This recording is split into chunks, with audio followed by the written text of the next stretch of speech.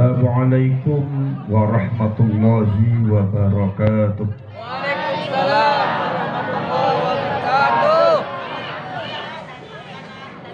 Bismillahirrahmanirrahim. Alhamdulillah wa salatan wa salaman ala sayyidina Rasulillah Muhammadin ibn Abdillah wa ala alihi wa ashabihi wa man tabi'a hudahu wa wala. La hawla wa la quwwata illa billah. Rabbi syrah li sadri wa yassir li amri wahlul 'uqdatam min lisani yafqahu qawli.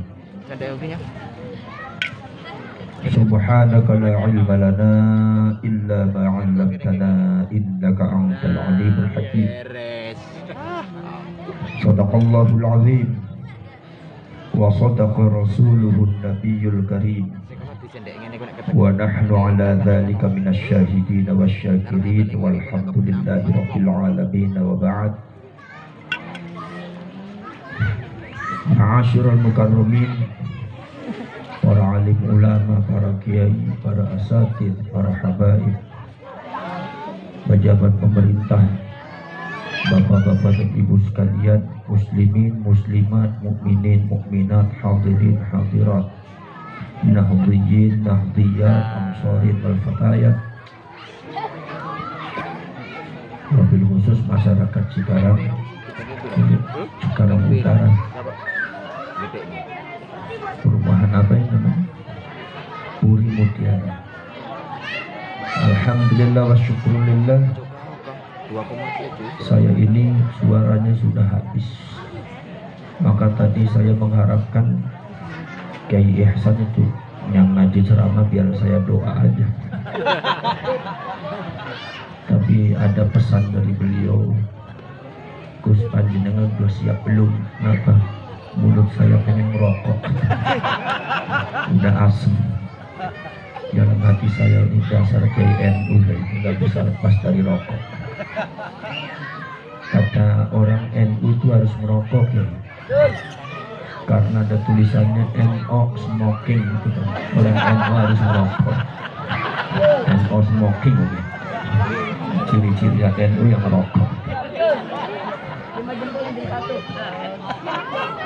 Saudara-saudara sekalian, mudah-mudahan kita semua bisa bertabarruk di dalam tempat yang barokah ini, dalam rangka kita semua bersama-sama meresapi, menyimpulkan, membuat satu asumsi yang tercipta di dalam benak kita. Bagaimana sih Isra Mi'raj Nabi besar Muhammad SAW? Mudah-mudahan semuanya tercipta karena barokah dan rahmah Allah Subhanahu wa taala. Allahumma amin ya rabbal amin ya rabbal amin ya rabbal.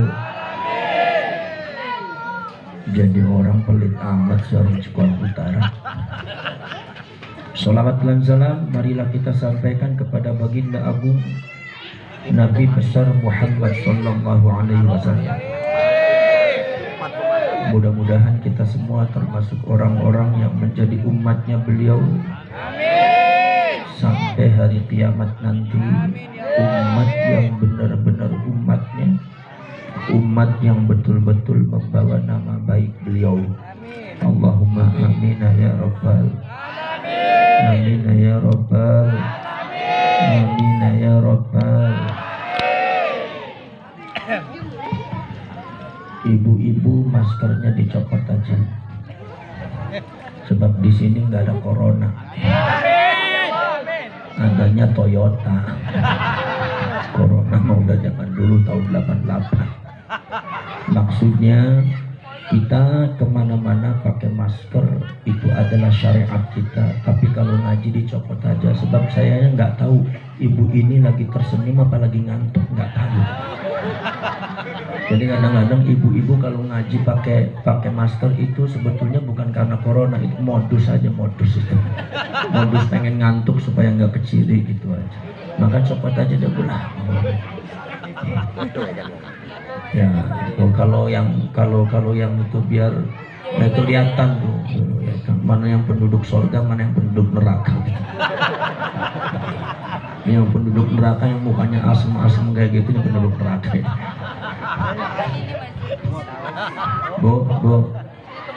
Bu, saya mau nanya sama ibu, boleh nggak? Boleh nggak? Tapi jawab yang jujur ya. Ngomong-ngomong, kalau ibu Puri Mutiara nih pada suka sama madu kagak?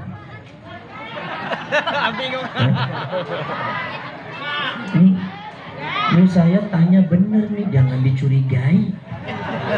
Ini otaknya curiga terus sama orang kayak FPI ente.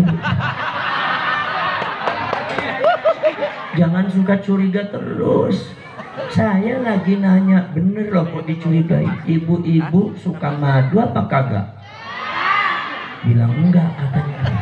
Ini berarti udah curiga, ini jelas. Ini jawabannya kurang fitrah ini. Masa sama madu nggak suka? Madu kan rasanya manis, banyak obatnya, mengandung obat dari Allah. Wa auhayna ilan nahli, sehingga tawon itu diwahyukan seolah-olah. Seperti halnya Allah Subhanahu wa Ta'ala mewahyukan Al-Quran, karena manfaatnya madu itu hampir sama dengan manfaatnya kayak model Al-Quran. Itu Allah yang bicara. Madu itu luar biasa, manis rasanya. Ibu-ibu suka madu apa kagak? Jawab yang benar, suka madu apa kagak? Ya udah, kalau suka-suka gitu nggak usah suka, nggak usah kayak gitu. Gimana sih orang ditanya bener-bener jawabnya kayak gitu? Ibu suka madu ya? Maksudnya kalau suka madu itu sih bapaknya cepat suruh cari madu. Maksudnya madu di botol. Ini kan lagi musim corona. Nih saya belum selesai ngomongnya, jangan dipotong terus. Ini ente kayak HTI nih, ente suka motong-motong omongan, bikin salah paham.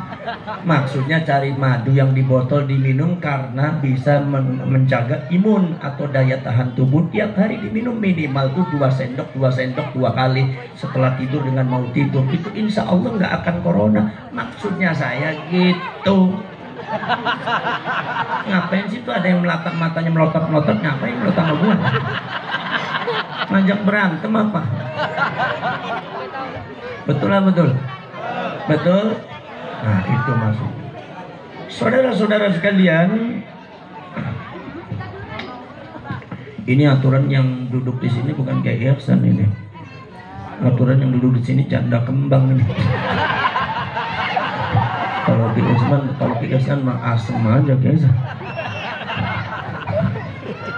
Tadi saya begitu datang ditawarin, terus mau makan lagi enggak, Gus, mau makan lagi enggak? Ini di mana-mana gua ditawarinya makan terus. Lah kalau kiai malam makan terus, tiap hari makan, tiap malam makan, nanti badannya gemuk. Kalau badannya gemuk kencing manis diabetes. Kalau diabetes cepat mati kayaknya. Ente ini suruh saya tuh makan terus, makan lagi, makan lagi, makan lagi. Ente pengen saya cepat mati. Makanya saya sama panitia nih, panitia pengen saya cepat mati. Aturan ada yang nanya jangan makan lagi, Gus, mau kawin lagi apa enggak lagi, itu kan ada sehat gitu. Biar saingan sama Ki Ihsan gitu. Ki Ihsan udah punya celengan 3 masa. Anak yang Habib udah punya celengan. Ya. Nih Habib Ali juga celengannya banyak juga, diem-diem. Banyak kiai celengan di sini. Saudara-saudara sekalian, ini ngomong-ngomong tadi Kiai Ihsan nih ngomong masalah NU. Ini saya baru mau tanya, sampean tuh orang NU kan? Jawabnya juga ragu-ragu kayak gitu. Sampean ini orang NU bukan? Kalau NU mesti Ahlus Sunnah wal Jamaah. Kalau Ahlus Sunnah wal Jamaah mesti Islam yang mustaqim. Itu masalahnya prinsip. Ini yang pecinya ada gambar NU-nya belum tanda NU tuh hatinya. Modus juga nih pakai peci NU, nih modus aja. Jangan-jangan ente antek HTI dengan FPI ya. Harus hati-hati juga tuh. Sekarang anda tanya nih, ente orang NU bukan? Orang NU bukan? Jawab yang tegas, orang NU bukan? Kalau sembahyang ada kunutnya kagak? Ada. Suka tahlilan kagak? Suka marhabanan kagak? Kalau ada kiai marhabanan artinya ngerti kagak? Ya. Nah, itu. NU abal-abal ini. Ini NU Cikarang Utara ini. Gua belum makan dikasihnya cap kaki 3 cap badak. Aturan kalau kiai datang dia ditanya, kiai mau makan kagak? Kiai silakan. Dikasih jaburan, dikasih gahwa, dikasih kopi dulu. Ini mah disuruh makan kagak, dikasih kopi kagak, cap badak yang dapat. Nih bikin gua sakit perut ini Bu, nggak bakal diminum Bu. Ini lama-lama gua lemparin juga nih. Ini ngomong-ngomong panitianya siapa nih, ketuanya nih? Tahun depan jangan dipilih dah. Nih Bu, ente orang NU apa bukan? Ini orang Cikarang Utara NU betul? Betul. Apa sih ciri-cirinya NU? Gak ngerti kan? Kalau NU itu realistik, bukan logik, realistik.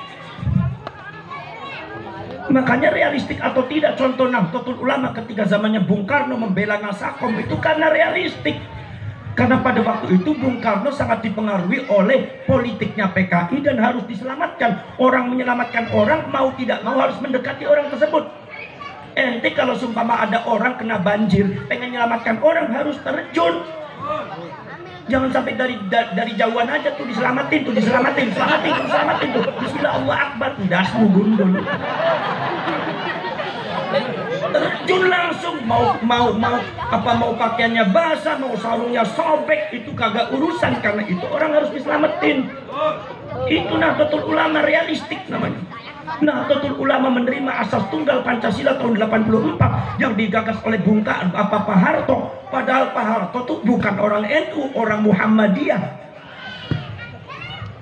Semua menolak, termasuk Muhammadiyahnya juga menolak. Agak lama juga nerimanya itu, setelah mikir-mikir ini orang NU benar juga katanya. Nah ini saudara-saudara sekalian, Nahdlatul Ulama langsung menerima. Kenapa? NU itu realistik, nggak ngelamun.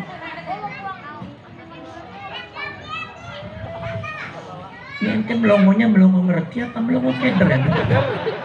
Orang utara ini resek juga nih, melongonya bikin keder gua nih. Udah kagak usah dipikirin dah, tinggal manggut-manggut beres ente. Sulit amat jadi orang ente.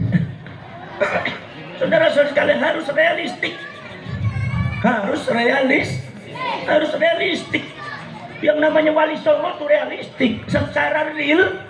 Yang namanya agama Hindu dan Buddha itu belum bisa dihilangkan oleh masyarakat Jawa. Maka dari itu adat budayanya dan siar-siarnya boleh tampil, tetapi ideologinya diganti ideologi Islam. Makanya jangan kaget kalau masjid-masjidnya Wali Songo di atasnya itu ada trisulanya. Trisula itu lambang lambang Hindu. Kagak jadi masalah. Bagi orang Hindu itu trisula lambang Hindu, bagi kita ya cuma hiasan doang. Betul. Itu namanya realistik. Apa yang taltul? Bisanya cuma taltul doang. Ini ashabutul yang itu. Ini kalau disuruh patungan buludan juga kagak mau ente. Pengennya berkatnya doang, reset juga Cikarang Utara. Saudara-saudara sekalian, ini realistik. Yang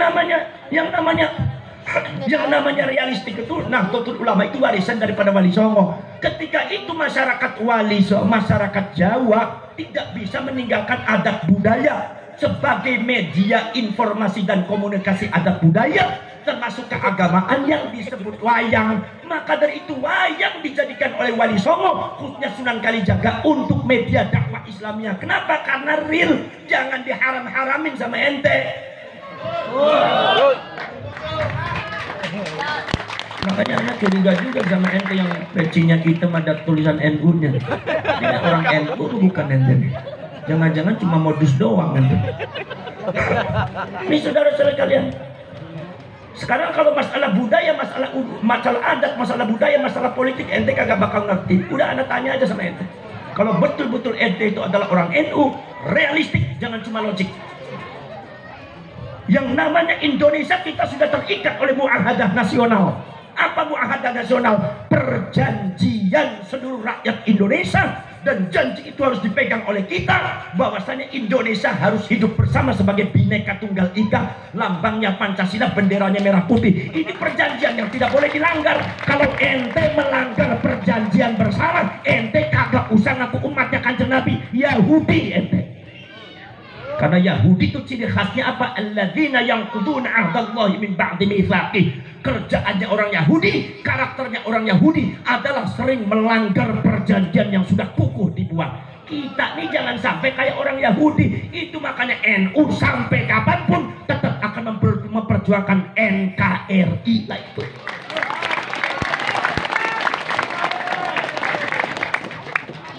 Ente tepuk tanganin apa? Asal gua ngomongnya kenceng tepuk tangan. Orang ini hobinya tepuk tangan, ente. Bisanya cuma tepuk tangan doang, Ustad. Iya, suruh patungan mulutan tetap aja kagak mau. Lah patungan 5.000 berkat minta 10 biji. Ngapain ente? Bikin rugi panitia ente. Saudara-saudara kalian tuh, sekarang saya mau tanya sama ente semua nih, kalau betul-betul ente itu orang NU realistik, ente punya uang 7.000, ente punya uang 7.000, ada ikan harganya 4.500, beli ikan 4.500, kembaliannya berapa? 2.500 HTI ente. Berapa kembaliannya? Kembaliannya berapa? Kalau ente mengatakan 2.500 berarti ente itu mentalitasnya bukan mentalitas NU, itu logika itu. Kenapa? 7.000 katanya Ustaz, dibagi apa dikurangi 4.500 jadi 2.500, ndasmu. Yang benar itu adalah kembaliannya berapa? Tanya sama kayak NU, kembaliannya berapa? 500. Kenapa? Kan yang dikasih cuma 5.000 doang. Oh iya. Lah ente kalau seumpama punya uang 7.000, ada ikan harganya 4.500, apa duit 7.000-nya ente dikasihkan semua sama orang jualan? Dikasihnya berapa? Kembaliannya berapa? Itu namanya NU. Ini 2.500, udah copot aja PCNU-nya ente. Modus aja nih orang sekarang nih. Ini kalau nggak ada, kalau kagak ada kebutan kagak ketahuan nih orang modus-modus kayak gitu. Saudara-saudara sekalian, itu udah kalau ente baca hadis, baca tafsir itu udah mumet lah, puyeng ente, pening nanti ente. Kenapa? Sebabnya bukan bagiannya. Udah ente bacanya Kitabul Kucing wa Arkanul Curut wal Berit. Udah gua mau tanya masalah tikus aja lah ente. So, kalau seumpama ada kucing sekali lompat dapat 2 tikus, tikusnya ada 8, kucingnya lompatnya berapa? Kucingnya lompat berapa kali? Ini tidak hanya kucing sama tikus aja, dia bingung ente. Jelek-jelekin Kang Said, jelek-jelekin Ma'ruf Amin, gaplok aja ente. Mulut rewel ini. Betul apa betul? Kucingnya lompatnya berapa kali? Kenapa sekali? Itu namanya nahdlatul. Jangan kemudian 8 dibagi 2 jadi 4, jadi itunya Ustaz 4 kali, dasmu. Yang benar sekali. Lah yang 6-nya kabur semua. Kan realitanya itu yang namanya tikus paling takut sama kucing. Emang ada di Jakarta, di Cikarang Utara ada tikus yang nunggu dilompatin kucing dah. Kata orang Cirebon tikus kempluk namanya. Itu yang namanya realis. Sekarang contoh yang realistik, kenyataannya sampean semua itu banyak yang nggak ngerti bahasa Arab. Kenyataannya sampean semua banyak yang kagak ngerti nahwu sorof. Jangankan ente yang kagak ngerti nahwu sorof, orang sudah di ustad jenggotnya panjang, ngerasanya jadi mufti tapi mufti gadungan, nahwu sorof belum ngerti. Nasrif salah terus, nahwu sorof salah terus. Padahal kata para ulama apa? Wan nahwu aula awalan ayyu'lama idzil kalamu dunahu la yufhama. Yang namanya yang pertama kali dipelajari oleh adik-adik kita kita kalau mau mendalami agama Islam, tafsir Al-Quran yang pertama kali bukan hifdzul Quran, bukan menghafalkan Quran, tapi nahu sorof. Kenapa? Sebab tanpa nahu sorof itu Al-Quran dengan hadis layuhama makanya lan itu linafil abad, selamanya ente kagak ngerti nahu sorof, selamanya kagak paham Quran, selamanya ente kagak bakal ngerti Quran dengan hadis. Jadi kalau ente belum ngajar nahu sorof, kalau ente belum paham nahu sorof, jangan kemudian ente merasa merasa dirinya paling hebat masalah tafsir, masalah Quran, masalah hadis. Ente nahu sorof masih mentah. Gimana ente bisa paham Al-Quran, bisa paham hadis? Udah kagak usah dipikirin dah. Manggut beres. Ashabul mantuk namanya. Mantuk aja di banyak pahalanya deh. Betul. Ini orang yang sudah disebut ustaz, disebut kiai, ngomong sudah banyak seolah-olah mufti dia. Pengennya jadi mufti Indonesia, jadi mujtahid Indonesia, tapi fatwanya selalu salah. Kenapa? Nahu sorof ente kagak paham. Makanya jangan ngapalin Quran dulu, nahu sorof dulu. Lebih baik fahmul Quran, memahami Al-Quran dulu, baru ente menghafalkan ayat Al-Quran. Saudara-saudara sekalian, yang penting fahmul Quran. Adapun Al-Quran, iqra' kitabak, dibaca sudah cukup. Ini kadang-kadang ada orang Cikarang Utara, Ustadz, alhamdulillah anak punya anak 13 tahun sudah hafal 16 juz. Alhamdulillah. Kemudian kemarin juga di acara pendidikan tampil, nanti juga di radio tampil Ustadz, di acara ini tampil. Ini Quran buat penampilan. Emang Al-Quran itu lagu apa? Lagu pahlawan. Emang Al-Quran itu lagu nasional yang ditampil-tampilin. Emang Al-Quran itu sholawatan. Emang Al-Quran itu lagu dangdutan yang cuma ditampilin doang. Ini karena apa? Ini karena kesalahan masyarakat Cikarang Utara di dalam memahami konsepsi Islam, di dalam memahami Al-Quran dan hadis. Ini banyak tereforia, banyak yang terganggu dengan hifdzul Quran, tapi mereka tidak tahu tujuannya hifdzul Quran apa, cuma ngapalin ayat Quran doang. Ini lahan empuk bagi korban orang-orang Wahabi.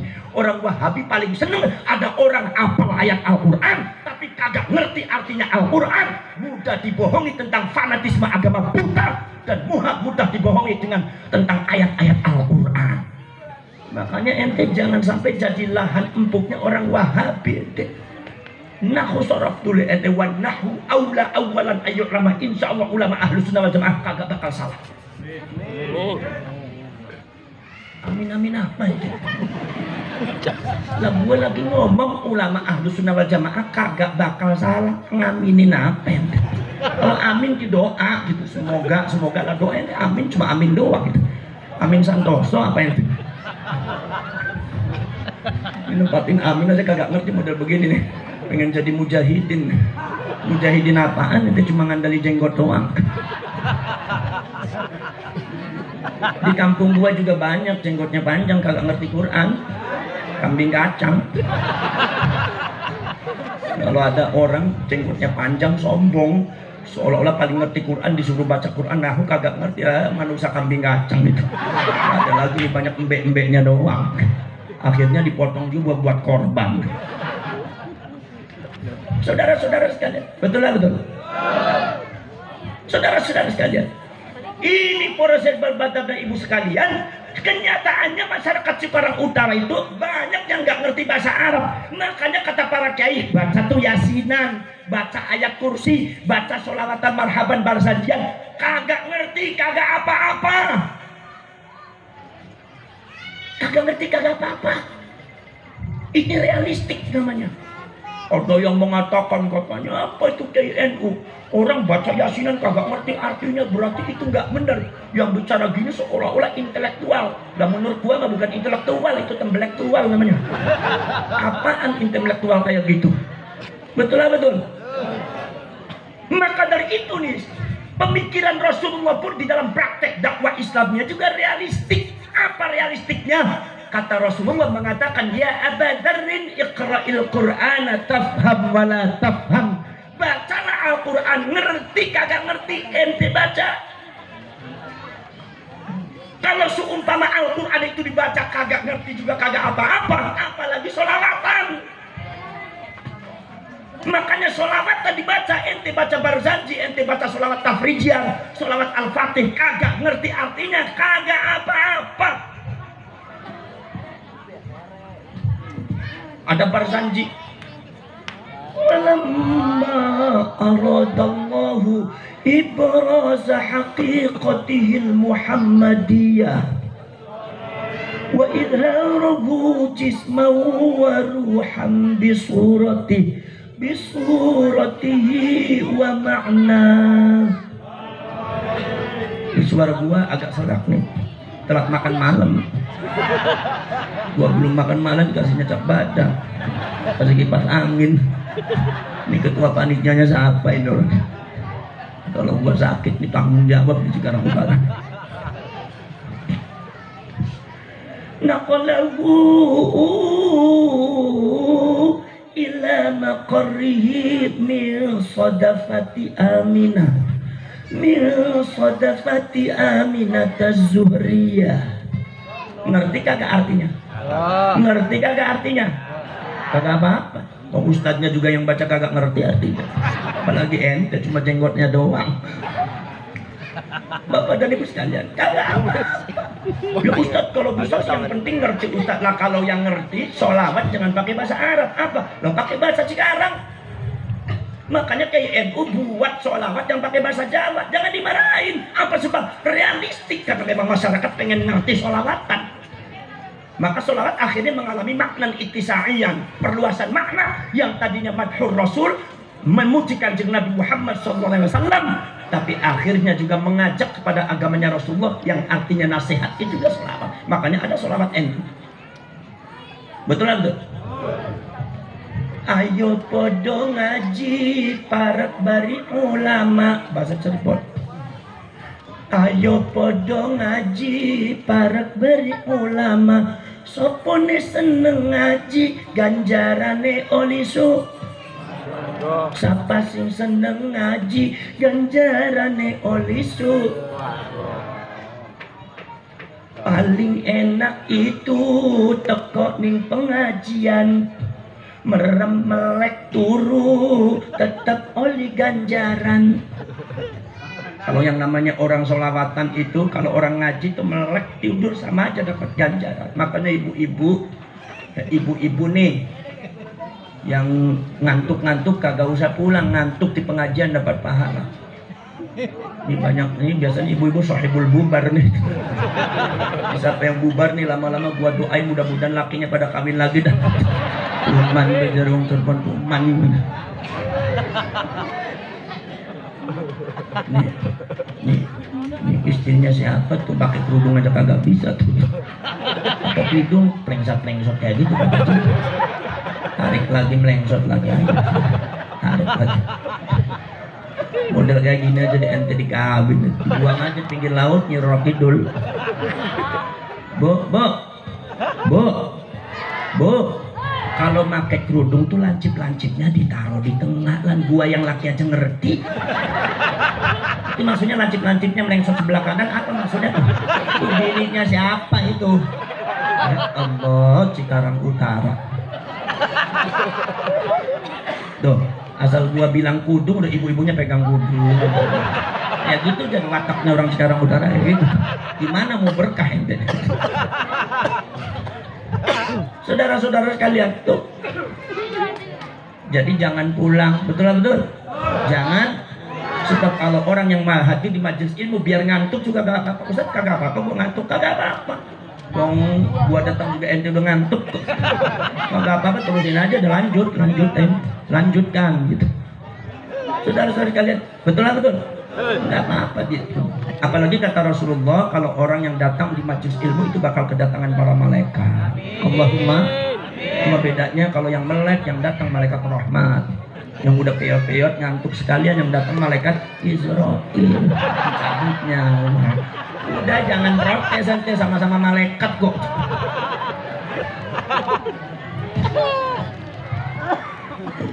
Saudara-saudara kalian,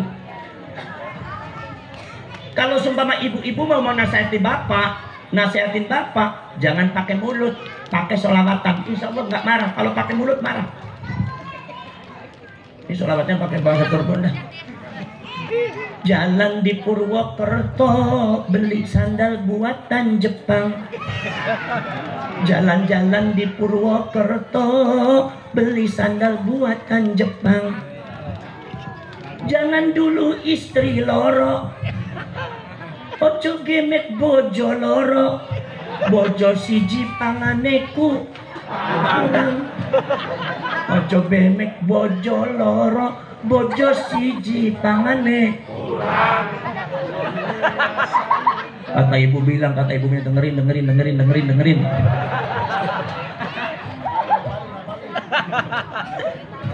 Betul. Mlakune wis doyong, wis pantes di Gotong. matane wis kabur, wis pantes di Kubur. awake pada garing, pengen kawin apa temen. Cangkem ora bisa mingkem, wis kudu di Pendam. betul. Bapak juga kalau nasihati ibu jangan pakai mulut, pakai sholawatan. Jadi bini jangan bawel, kerjaannya cuma ngomel. Apal bener dah. Jadi bini jangan bawel, kerjaannya cuma Ngomel. kagak ada duit rewel, asal banyak duit nempel. Potongan kucing garong ini jelas. Asal getok pakai ketepil, lakinya disuruh besok masuk ke neraka wel, tampang kayak wewe. Syukur ngaku sendiri. Syukur aja dengan nih kagak dibilangin ngaku sendiri nih. Ini yang pakai kerudungnya plengsat jelas wewe gombel beneran nih. Pakai kerudung aja kagak bisa, ente ngacak dulu ngacak. Jangan-jangan nih bininya ustad juga nih. Ustad punya bini gimana? Gua gaplok sekalian ustadnya. Saudara-saudara sekalian tuh sholawatan nih. Nasihatin anak pakai sholawatan biar kagak marah. Cewek zaman sekarang cintanya buat mainan. Baru kenal chattingan, panggil sayang-sayangan. Banyak di sini. Banyak sini. Nurunin ibunya. Cewek zaman sekarang cintanya buat baru kenal chattingan, panggil sayang. Fotonya kayak Sahrukan, gayanya mirip jagoan. Begitu ngajak ketemuan, tampang kayak lenggarangan. Kumisnya nyerongos semua. Ada kayak gitu dibohongin sama laki gitu, ada bu. Nurunin ibunya itu gampang dibohongin sama laki. Cowok zaman sekarang yang penting gayanya dulu. Kerjanya jualan tahu, gombalnya Mercy Daihatsu. Banyak kayak gitu, banyak ya. Kan bohongin orang nih orang. Tampangnya tampangan agamis nih, bohongin terus orang. Tampangnya doang, tampang agamis ente. Ntar yang masuk surga cuma tampangnya doang ente. Cowok zaman sekarang yang penting gayanya. Kerjanya jualan tahu, gombalnya Mercy. Pasang foto editan melulu, biar bohong gak mau. Sana sini bilang I love you, tetep nggak laku. Nasib kayak bapaknya gitu. Namanya sholawatan pakai bahasa sendiri. Loh kok bisa Ustadz sholawat itu pakai bahasa Jawa, pakai bahasa Betawi? Bisa. Yang namanya sholawat itu satu-satunya bahasa apa aja enak. Kagak ada bahasa yang kayak sholawatan, bahasa apa aja enak, kagak ada. Cuma sholawat doang. Enak pakai bahasa Arab enak, bahasa Prancis enak, bahasa Turki enak, bahasa Cina enak, bahasa Arab enak, bahasa Jawa, Sunda, Betawi semua enak. Itu bahasa sholawat. Ente lihat dah lagunya Maher Zain itu sholawatan pakai bahasa Inggris juga enak. Ada bahasa yang kadang-kadang enaknya cuma pakai bahasa Jawa doang. Di Indonesia nggak enak, enaknya cuma Jawa doang. Contoh, bahasa wayang enaknya cuma Jawa doang. Lihat tadi entus Suswono, wayang santri atau Ki Mantep Sudarsono, kalau membuka wayang itu pakai bahasa Jawa. Kagak ada wayang pakai bahasa Indonesia, pasti kalau nggak Jawa Sunda. Muda semedi si cakep si dapat tunggal. Nutup pindah, amalan lo bawa soko anak pojok yang krono suito mati, mari ngaso di pumur pintu mati. Angin mangipit ngirit arum lumrang bandarang sari ka orang Sumatera ngelisak tane katon dadi ngampar sati wonoso bumi goncang gancing langit kelap kulik kemelutuk gunung pating cepet sumberang pengeson lalai langam bono. Ngerti kagak? Syukur gua juga kagak ngerti. Sama-sama menderita. Saudara-saudara sekalian, ini mujo semedi ini bahasa Jawa. Supaya ente tahu kalau sholawatan itu istimewa, bahasa apa aja enak nih. Bahasa wayang cuma enaknya cuma bahasa Jawa doang. Kalau wayang pakai Indonesia enak kagak didengerin. Muja semedi diganti memuja kepada Allah, bersemedi menyepit diri meminta kemuliaan depan Allah. Ini bukan wayangan, warta berita namanya. Betul lah, betul. Ada kadang-kadang bahasa ini enaknya cuma pakai bahasa Arab. Asal dijawain, disundain kagak enak. Enaknya pakai bahasa Arab. Contoh bahasa sholat, bahasa azan, enaknya cuma pakai bahasa Arab. Di sini kalau sholat imamnya pakai bahasa apa? Usollinya juga pakai bahasa Arab. Usolli fardhul maghribi salasa raka'atin mustaqbilal qiblati adaan imaman lillahi ta'ala. Allahu akbar.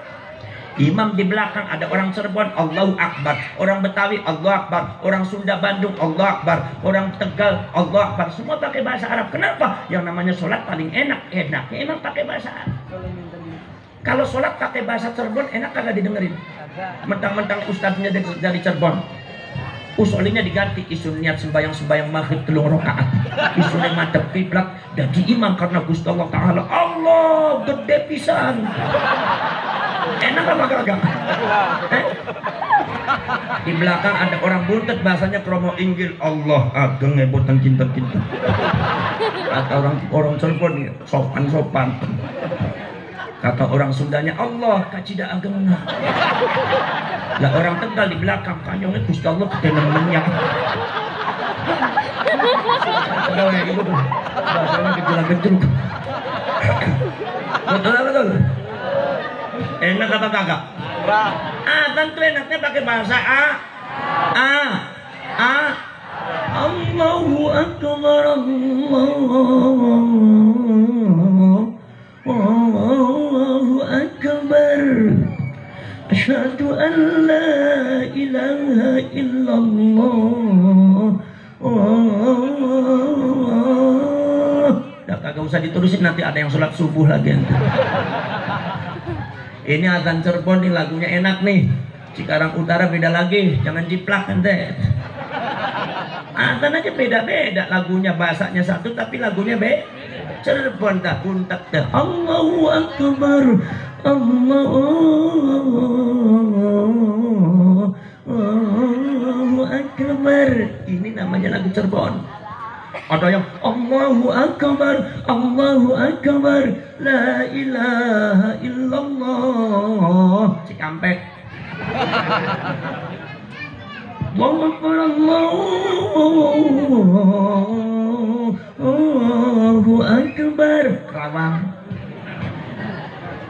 Allahu Akbar, Allahu Akbar. Cikarang Utara itu. Orang udah peyot suruh azan.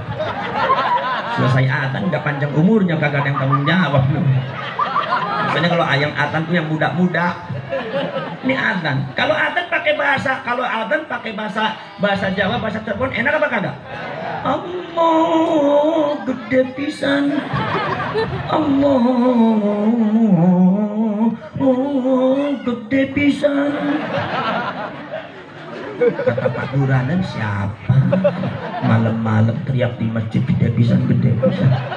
Emang di kamar gua kagak gede apa?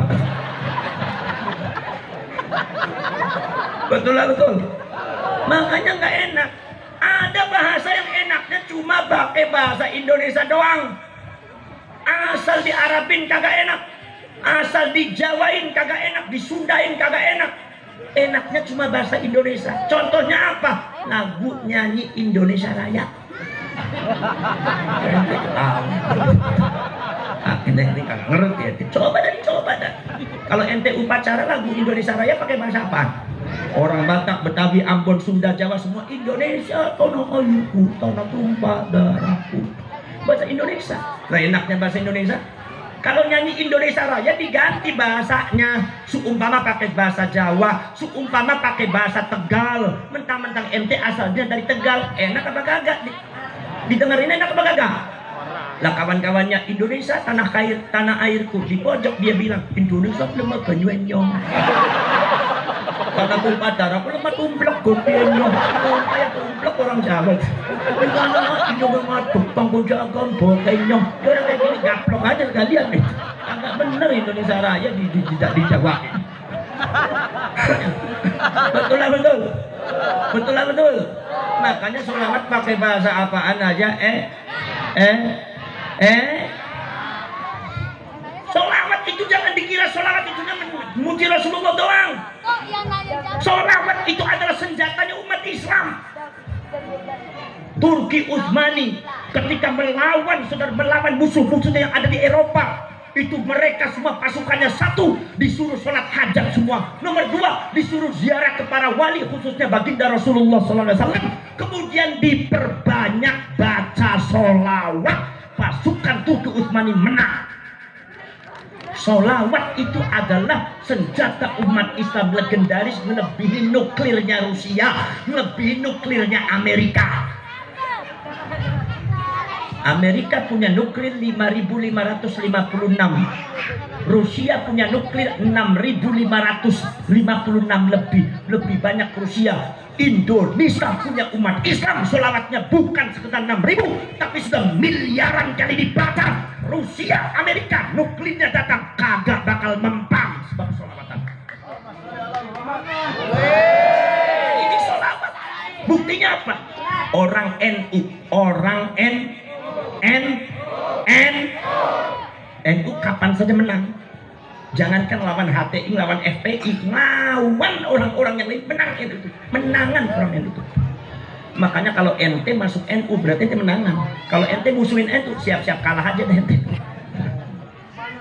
Saudara-saudara sekalian, NU melawan sekutu dipimpin oleh Inggris. Jenderal Malabi dengan pemerintah Inggris sudah menyebarkan pamflet bahwasannya orang semua Indonesia harus tunduk, dikasih waktu 2 kali 24 jam. Bung Karno bingung, takut. Kata Bung Karno, kalau begitu Indonesia tidak akan mampu melawan sekutu dan Inggris, senjatanya kurang. Jadi lebih baik begini aja, diserahkan saja. Akhirnya matur ke Pak Sudirman. Pak Sudirman bingung, tapi ketika Bung Karno mau mundur, kata Pak Dirman, Pak Karno jangan mundur sekalipun. Kita memang tidak punya senjata nuklir, kita memang tidak punya senjata api, kita memang tidak punya pesawat, kita memang tidak punya senjata atom, tapi kita punya senjata spiritualitas orang-orang Nahdlatul Ulama. Mari kita datang ke Mbah Hasyim Asy'ari di Jombang dan Mbah Abbas Buntet Pesantren untuk menggerakkan seluruh pasukannya dengan kekuatan spiritual Allah Subhanahu wa taala. Insya Allah mereka kalah. Seharusnya tepuk tangan ente tuh. Tadi bukan seharusnya tepuk tangan, kagak tepuk tangan ya. Sekarang gua ngotot-ngotot kagak tepuk tangan ya. Rese nih sekarang udaranya. Kagak ada yang pas, dari mulai cak badak kagak pas. Saudara-saudara sekalian, lah ini saudara-saudara sekalian, Nahdlatul Ulama akhirnya matur ke Mbah Hasyim Asy'ari. Mbah Hasyim Asy'ari kemudian langsung ke Mbah Abbas Buntet Pesantren, kumpul dan membuahkan apa yang disebut resolusi jihad, bahwasanya mempertahankan negara kesatuan Republik Indonesia yang kita semua hidup di dalamnya, kita semua diberkati oleh Allah di dalamnya, dan kita sudah terkait dengan satu perjanjian untuk hidup bersama sebagai Darussalam, maka wajib diperjuangkan daripada orang-orang kafir dan orang-orang penjajah. Akhirnya saudara-saudara sekalian, padahal itu kewajibannya hanya jarak masafatul qasri, yaitu masafat kira-kira 85 km yang kira-kira sholat bisa dikosor. Tetapi yang datang dari Cirebon datang, dari Bekasi datang, Cikampek datang, dari Banten datang, dari Sumatera datang, Sulawesi datang, semua membela negara kesatuan Republik Indonesia, menyambut panggilannya Mbah Hasyim Asy'ari. Mbah Abbas pun pesantrennya datang, salaman tempel semua, ribuan orang. Kata Mbak Abbas, kalian salaman tempel sama saya. Begitu salaman tempel semua, saya ijazahkan kepada kalian, sebut Bismillah Allah Akbar, pegang apa saja jadi senjata. Akhirnya saudara-saudara sekalian, begitu disiapkan, ternyata megang apa saja itu tangan jadi senjata. Subhanallah, itu engkongnya ente ini jadi saksinya. Begitu ada pesawat, saudara-saudara kalian, pesawatnya Inggris, engkongnya ente tuh ngambil batu, Bismillah ya Allah Akbar. Itu yang namanya batu kagak nyampe, tapi pesawatnya meledak. Kuping brotol, mantep. Pusing apa kagak bu? Pusing kagak? Puyeng kagak? Kagak apa-apa puyeng. Orang puyeng itu keluar keringetnya. Ini bener nih nasihatin gua nih. Kalau keluar keringetnya berarti syarafnya aktif. Kalau syarafnya aktif nanti sehat. Kalau sehat insya Allah panjang umurnya. Jadi kalau panjang umurnya berasal dari badan yang sehat. Badan yang sehat dari syaraf yang aktif. Syaraf yang aktif dari keluar keringet. Keluar keringet dari mumet-mumet puyeng-puyeng. Jadi ente orang Cikarang Utara kepengen panjang umurnya, cari yang puyeng-puyeng, insya Allah panjang umurnya. Kagak percaya, coba lihat tetangganya ente yang hidupnya puyeng terus, kagak mati-mati, hidup terus. Yang kagak punya itu mau sarapan puyeng, mikirin anak puyeng. Begitu nyampe di rumah dijitakin terus sama bininya, puyeng juga. Kemana-mana puyeng. Ini hidupnya minal puyeng ilal puyeng, minal mumet ilal mumet, minal mumetiyin wal puyeng yin. Tapi dari jalan cari sarapan ada jalannya itu dari Cikarang Utara sampai Kerawang, dari Kerawang sampai Cikampek, itu nyari uang untuk sarapan puyeng kagak berasa. 87 tahun. Apa ini? Aku niwak lagi. Kagak ada yang pasti di kakak. Ini habis ngaji ada makan apa tidak? Ada makan apa kagak nih? Kata orang Tegal kalau habis ngaji makan namanya bajingan, bareng ngaji mangan. Jadi kalau ada kiai bareng ngaji mangan ya kiai bajingan namanya. Tinggal gua lihat aja nih Kiai Hasan bajingan apa kagak nih. Ini apa namanya? Apa nih tambang-tambangnya bajingan juga kayak gitu. Kalau tadi nahar lapar Ustaz. Enggak apa tuh gua sama-sama bajingan dia bareng ngaji mangan. Daripada sakit bebek jadi bajingan dah. Saudara-saudara sekalian. Nah itu saudara-saudara sekalian. Pegang apa aja. Makanya sampean semua lihat tuh kalau seumpama ada orang yang melarat, orang yang miskin, kagak punya apa-apa, hidupnya puyeng, panjang umurnya nggak berasa, 87 tahun masih jalan-jalan terus. Coba ente yang hidupnya gampang, mobil ada 4, nyari apa aja gampang, pengen rumah gampang, pengen mobil gampang, pengen motor gampang, pengen makan apa aja gampang, pengen bini lagi gampang. Ini kagak nyinggung Ustaz Ihsan, kagak gua nengoknya ke sana.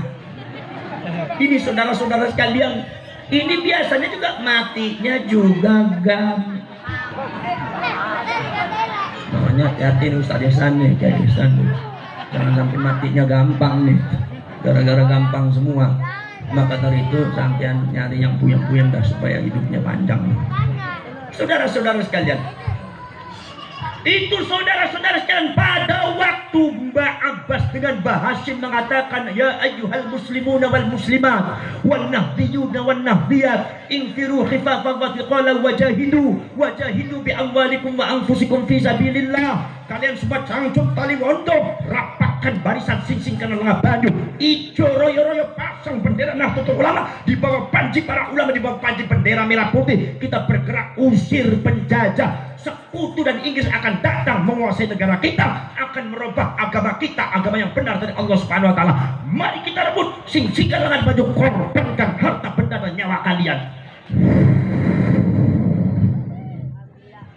Bapak tuanya sampai langsung menyiapkan pasukan tukongnya ente yang ada di Cikarang Utara, yang ada di Cikampek, Singapura,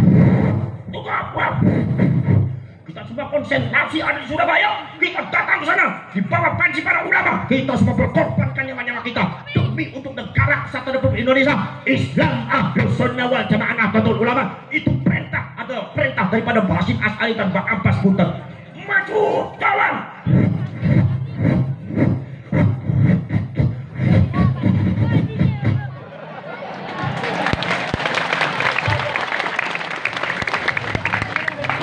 Namun yang ngantuk. Ini dari tadi ngantuk doang. Kerjaan kan asal ditembak baru melek lagi. Kalau tembak melek lagi. Lama-lama bikin gua empet juga. Saudara-saudara kalian, itu datang dikasih apaan sih senjatanya? Senjata apa? Mbak Abbas Basim ngasih apa senjatanya? Ngasih senjatanya cuma sholat. Yang kenceng, sholawat. Kenapa? Sebab Mbak Abbas Basim tahu di dalam sejarah bahwa sholawat ini senjata yang paling ampuh di kalangan umat Islam. Engkau ente langsung ana sa'irun lil huda wal rasyad unadi syabab al jihad ubidul khana wal hawa wal fasad wa amdi ilallahi min duni zad siwa taqwa rabbil yawmil ma'ad, siwa taqwa rabbil yawmil ma'ad. Aku pejuang agama dan bangsa, aku pejuang bentengnya ulama, aku pejuang Nahdlatul Ulama, ku panggil pemuda-pemudi bersama. Tegakkan keadilan, kebenaran, mohonlah selalu ampunan Tuhan, mohonlah selalu ampunan Tuhan, mohonlah selalu ampunan Tuhan. Drum band dari Cirebon bunyi kudokan kodang kudokan kodang kudokan kodang kodang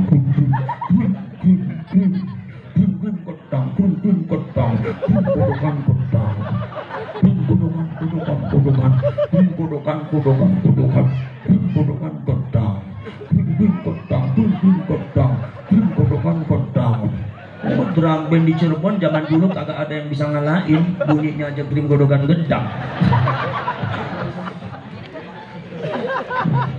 Masya Allah, kata ibu-ibunya, Masya Allah bang, itu kaitnya dibela ya bangnya, supaya kaitnya bisa kembali ke kampung, nanti bisa ngajar ayah-ayah di sini ya bang, alif ba ta Quran ya bang. Iya nah, ayah neng, yang penting neng banyak berdoa buat abangnya. Insya Allah bang, ayah doain mudah-mudahan abang menang. Itu yang namanya orang kafirnya, yang namanya sekutu dengan Inggrisnya diusir aja abangnya, jangan sampai nembak kiai kita tuh supaya selamat semua. Iya, yang penting neng di sana abang berjuang, neng yang ikhlasnya, nengnya hatinya. Masya Allah, hatinya neng mah ikhlas sekali. Malah kalau bisa mah abang kagak usah balik lagi, dan mati aja di Surabaya kagak apa-apa gua juga.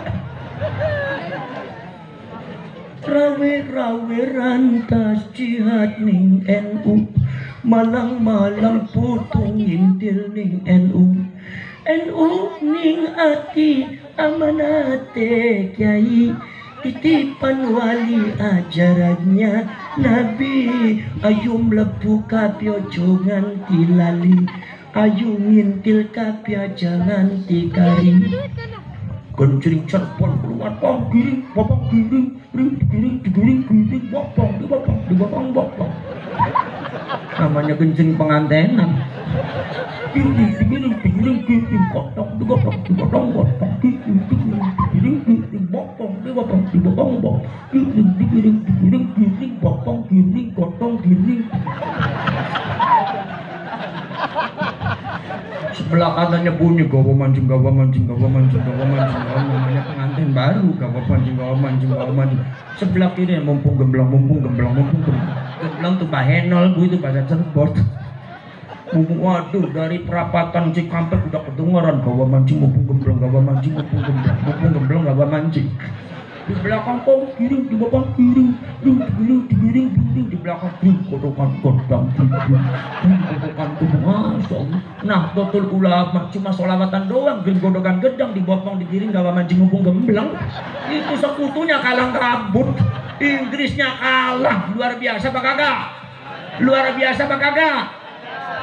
Luar biasa. Kenapa? Sebab saudara-saudara sekalian, Nahdlatul Ulama itu adalah salah satu ulama di dunia, salah satu yang memegang apa yang disebut dengan khususiyatun nubuwah. Khususiyatun nubuwah ini imbisat, kata Imam Ahmad An-Naqsyabandi, seorang ulama besar mazhab Thariqah Naqsyabandiyah. Imbisat merentek turun langsung ke umatnya yang disebut khususiyatul wilayah, keistimewaan kewalian keterkasihan dari Allah adalah bagi ulama-ulama yang manusia yang dipilih, al-insanul mukhtar, manusia yang dipilih oleh Allah. Dari khususiyatul wilayah bahkan turun jauharatul wilayah, dari jauharatul wilayah bahkan turun at-ta'alimul ilahiyah dan amrul khariqul lil adah, perkara yang luar biasa tidak sesuai dengan adat kebiasaan manusia. Kalau keluarnya dari para nabi adalah mukjizat, kalau keluar dari para ulama itu namanya karomah. Dan ulama Nahdlatul Ulama sudah berkali-kali bahkan sepanjang sejarah menunjukkan karomahnya. Sedangkan karomah itu kata Imam Ibnu Arabi qit'atun min mu'jizatin Nabi, salah satu percikan daripada mukjizatnya Kanjeng Nabi. Kenapa? Karena karomah asalnya dari jauharatul wilayah. Jauharatul wilayah asalnya dari khususiyatun nubuwah. Khususiyatun nubuwah itu adalah merentek warisan daripada khususiyatul wilayah. Khususiyatul wilayah itu adalah warisan daripada khususiyatun nubuwah, menurunkan jauharatul nubuwah dan menurunkan mukjizat. Maka mukjizat para nabi turun kepada para ulama, khususnya Nahdlatul Ulama yang disebut karomah. Tujuannya apa? Kayak model Isra Mi'raj, tujuannya untuk melumpuhkan musuh. Isra Mi'raj untuk melumpuhkan musuh. Mukjizat Al-Quran untuk melumpuhkan musuh. Kata Allah, silakan buat ayat Al-Quran walaupun satu kali, walaupun satu ayat, ajak semua itu orang. Kagak bakal bisa, lumpuh. Nabi Musa ketika menghadapi Fir'aun, idhab ila fir'auna innahu tagha faqul hal laka ila an tazakka wa ahdiyaka ila rabbika fatakhsha. Si Fir'aunnya marah-marah. Kekayaan Fir'aun sangat luar biasa, raja yang sangat zalim luar biasa, pasukannya luar biasa.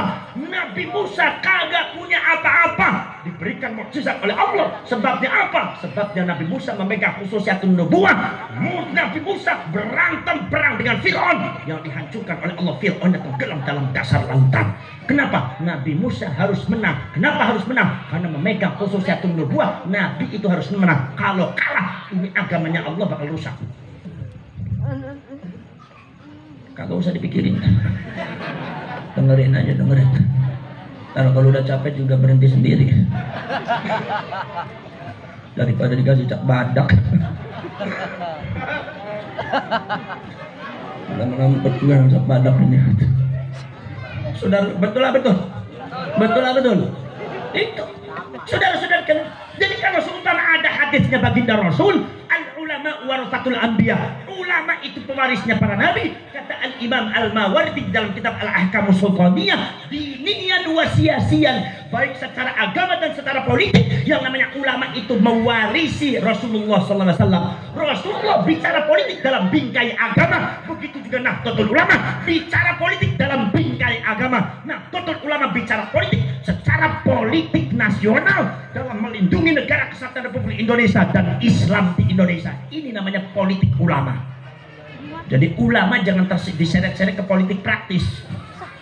Jadi kalau sumpah ada pilihan pilkada, pilgub, pilpres, kagak usah ribut ulama. Kadang-kadang yang berantem ulamanya malu-maluin doang ente. Betul lah betul? Betul. Betul lah betul? Yang kasih bisa petunjuk masyarakat, udah milih apa aja, siapa aja, benar. Milih ente, milih ini ya orang Islam, milih ini orang Islam, tinggal ente yang cocok mana. Gua mah cocoknya ini, ya udah. Itu asal kiai itu ngomong yang milih ini kafir, yang milih ini Islam, dasmu gondol. Ente ulama dari mana ente ngomong kayak gitu? Bisa jerumusin umat ke neraka gara-gara pilkada pilpres kan 5 tahun sekali. Masa kita dikafir-kafir 5 tahun sekali? Gimana sih pikirannya Ustaz? Betul lah betul. Makanya jangan bicara agama, bicara politik praktis. Tapi kalau bicara agama, para ulama, politik nasional negara kesatuan Republik Indonesia, asal Indonesia, NKRI ada yang mau mengganggu, maka Nahdlatul Ulama sebagai ulama warasatul anbiya wajib melindungi. Ini namanya politik nasional. Nah ini baru benar nih, tepuk tangannya baru benar, cuma satu kali aja. Saudara-saudara sekalian, subhanallah. Nah itu, makanya saudara-saudara sekalian, Rasulullah, para nabi, para rasul, yang namanya namanya Adam alaihissalatu wassalam, Nabi Adam. Nabi Adam lawan iblis. Iblis itu santrinya Allah ratusan juta tahun. Bagaimana kagak pintar? Ente mondok di Buntet 13 tahun udah jadi alim itu. Mondok di Lirboyo 9 tahun, alim ente. Ini iblis mondoknya bukan sama kiai, sama Allah. Berapa? Ratusan juta tahun. Hebat apa kagak? Hebat apa kagak? Emang kalau iblis mah dipuji terus. Kalau Kang Said kayak maklum mah dijelek-jelekin terus sama Jakarta. Kalau iblis mah hebat gitu. Saudara-saudara sekalian. Wa idh qulna lil malaikati isjudu li Adam usjudu li Adam fasajadu illa iblis aba wastakbara wa kana minal kafirin. Ini gua nih telat makan nih gua nih, nafasnya kagak nyampe. Ya Bu ya, di dalam Al-Quran gitu ya Bu ya. Dengar dalam Al-Quran, kalau Quran dibaca tajwidnya yang benar insya Allah enak. Wa idh qulna lil malaikati isjudu li Adam usjudu li Adam fasajadu illa iblis aba wastakbara wa kana minal kafirin. Tetap kagak nyampe, telat makan gua ini. Saudara-saudara sekalian, Nabi Adam melawan iblis. Wa 'allama Adam al-asma'a kullaha. Allah langsung memberikan ajaran kepada Nabi Adam ilmu. Kata Al-Imam Jalaluddin Muhammad bin Ahmad Al-Muhalli, gurunya Imam Suyuti mengatakan Nabi Adam belajar sama Allah lahwatan yasiratan, hanya sebentar, tapi dapat ilmunya kullaha, semuanya. Itu menunjukkan bahwasanya ilmu itu amrun wahbiyun, bukan amrun kasbiyun. Bukan sesuatu yang bisa diusahakan dengan otak, tetapi amrun wahbiyun, anugerah dari Allah. Kalau kata Allah pinter, ente pinter. Tapi kalau kata Allah itu kagak pinter, biar ente cerdas, kagak bakal pinter. Orang yang dikasih amanat ilmu agama Allah, kagak sembarangan orang